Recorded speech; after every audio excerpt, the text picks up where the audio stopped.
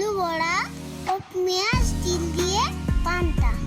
প্রথমে সরু সরু করে আলুগুলো কেটে ধুয়ে নিয়েছে। এরপর কাঁচা লঙ্কা কুচি, পরিমাণ মতো লবণ, 1 চামচ হলুদ গুঁড়ো দিয়ে ভালো করে মেখে নিয়েছে।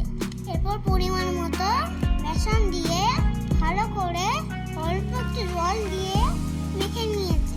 কড়াইতে তেল দিয়ে একটু একটু করে বলার মতন টুপি তুলতে পারতে ভালো করে ভেজে নিয়েছে। এরপর ছিলে সাদা তিল, কাঁচা লঙ্কা ভালো করে বেটে নিয়েছে।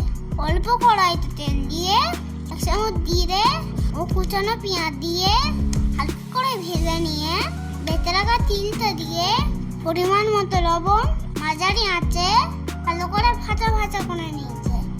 তৈরি হয়ে গেছে গ্রীষ্মকালের আলু বড়া ও পেঁয়াজ তিল দিয়ে পান্তা। ভিডিওটা যদি ভালো লাগে প্লিজ একটা লাইক ও সাবস্ক্রাইব করে দিও।